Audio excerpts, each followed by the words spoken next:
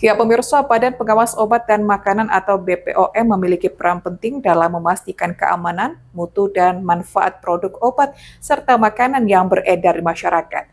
Lembaga ini menjalankan beberapa fungsi utama, antara lain fungsi komunikasi, informasi, dan edukasi atau KIE, fungsi pemeriksaan sarana, serta fungsi penindakan terhadap pelanggaran di bidang obat dan makanan. Dalam pelaksanaan tugasnya, BPOM secara rutin melakukan pemeriksaan ke berbagai sarana seperti apotek, toko obat, dan apotek rumah sakit.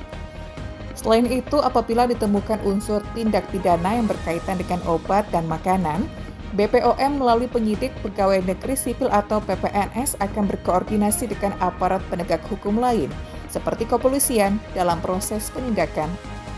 Kolaborasi ini dilakukan dalam rangka memperkuat jejaring penegakan hukum di wilayah kerja BPOM. Kepala BPOM Provinsi Jambi, Mustafa Anwari mengatakan, sepanjang tahun 2025, BPOM telah menangani 5 perkara yang telah mencapai tahap 2 atau selesai proses hukumnya. Beberapa kasus tersebut merupakan lanjutan dari tahun 2024 yang berhasil diselesaikan pada tahun ini.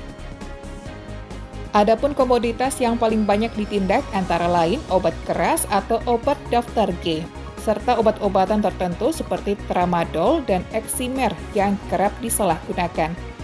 Selain itu, BPOM juga menemukan sejumlah obat tradisional tanpa izin edar yang mengandung bahan berbahaya berdasarkan hasil uji laboratorium. Contohnya, jamu yang diklaim untuk mengatasi pegal linu dan asam urat seperti jamu Montalin, Samurat, dan Rajeng. Tak hanya itu, produk kosmetik tanpa izin edar juga ditemukan di pasaran. Produk tanpa izin edar ini dinilai beresiko karena tidak memiliki jaminan keamanan bagi konsumen. Selanjutnya, dalam pengawasan, BPOM Jambi tidak hanya melakukan pemeriksaan secara fisik di lapangan, tetapi juga melalui pengawasan siber. Unit khusus bernama Tim Patroli Siber aktif menelusuri berbagai akun penjual produk ilegal di media sosial seperti Facebook, Instagram, dan Marketplace. Selama tahun 2025, tim ini menemukan 214 tautan akun yang diduga menjual produk tanpa izin edar.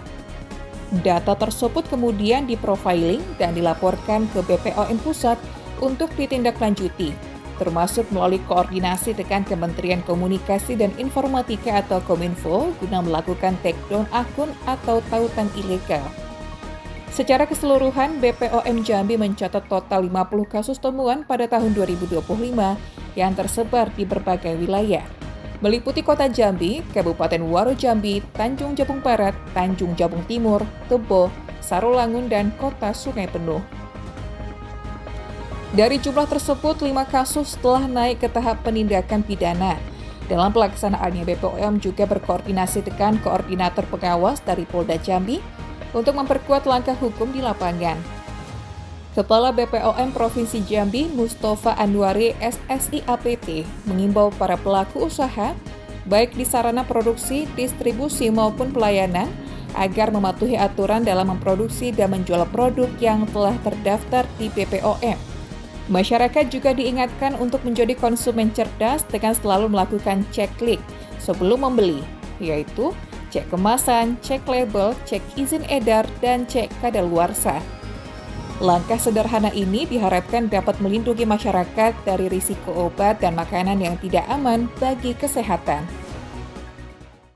Beberapa fungsi ya, baik itu fungsi untuk KIE ya, untuk informasi, ada fungsi untuk penindakan ya, terus juga ada fungsi pemeriksaan sarana.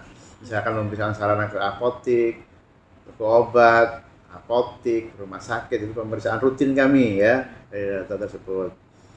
Nah, kalau sarana atau ada hal pelaku usaha ataupun siapapun yang misalkan ada unsur tidak pidananya terkait dengan obat dan makanan, nanti bisa teman-teman dari penyidikan ya bisa turun ke lapangan. Kami punya namanya PPNS ya, penyidik pegawai negeri sipil. Kami juga tentunya tidak sendiri, kami juga berkoordinasi, berkolaborasi dengan penegak hukum lain, misalkan dengan kepolisian pada saat pada saat kegiatan penindakan kan gitu.